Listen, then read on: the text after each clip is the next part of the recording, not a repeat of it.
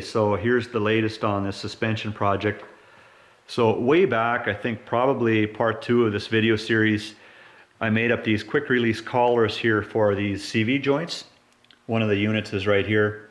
And they're really handy because I can pop this end of the axle off like in a second. I just pull this collar back, it unlocks, I can just remove it right off of the splines. The other end is here, I've already removed it, just the splines are left over.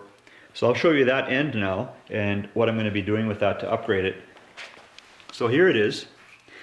So this is the Polaris ATV CV joint, and I want to get rid of the little axles, so then these little CV joints have to go too.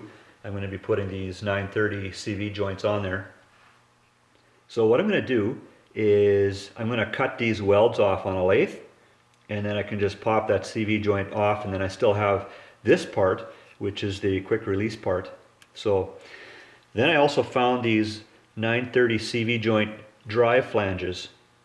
See, they just bolt right up to the CV joint, the big ones. So what I'm going to do here is I'm going to machine this part off where my thumb is, and right now there's some splines on there on the inside, but I don't need any of that.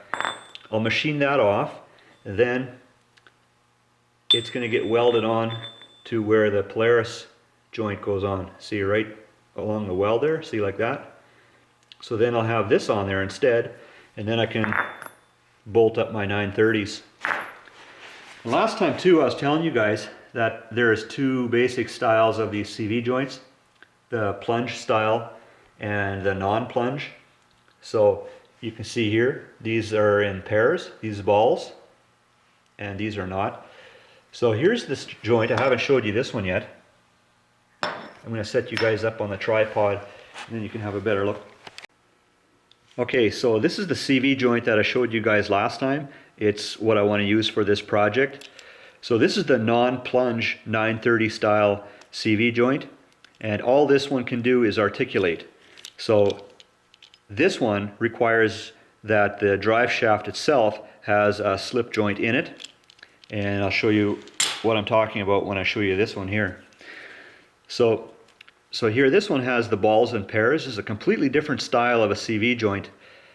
The grooves here for the balls, those grooves actually run the entire length of the outer shell, and that's so that the inner portion can actually travel within the outer shell. See that? I can slide it right back, and that's so that as the suspension goes through its cycle, the axle has some place to go, because the axle wants to slide in as it comes up, and as the wheel drops down, then it wants to slide back out.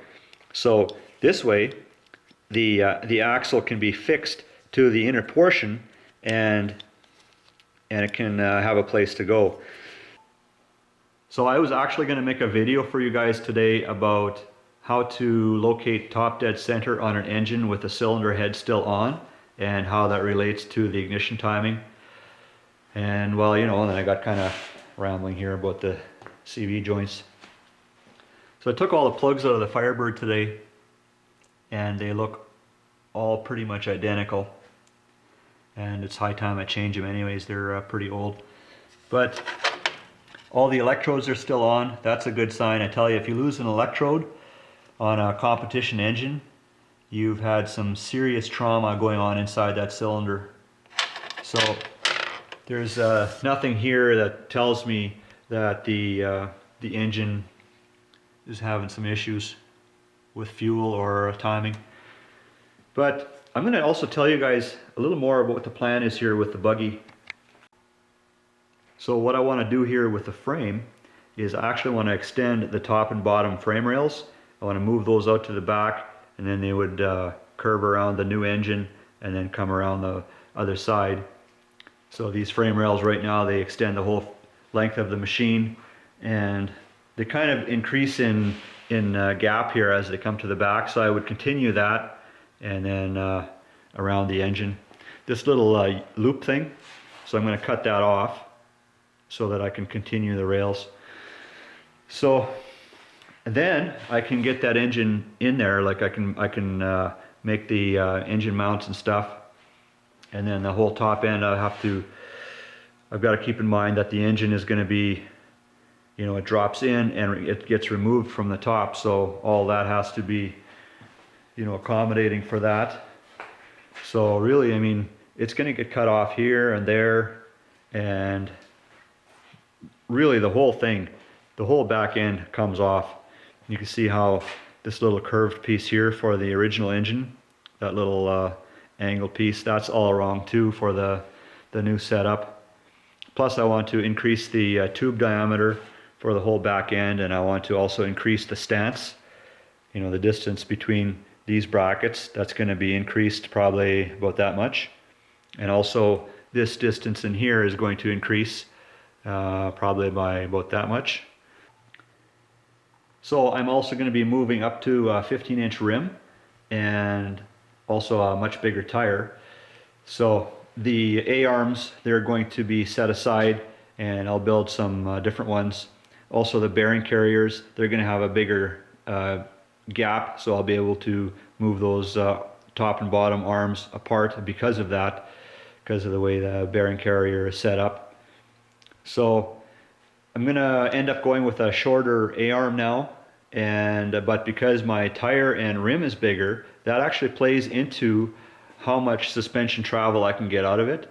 If I go shorter with the arms, I lose some travel, but if I go to a bigger wheel, rim and tire, I can actually get some of that back, and I probably almost have to show you on the machine how that geometry comes into play, but there is some logic behind all of that. But anyways, so me and my box of Lego,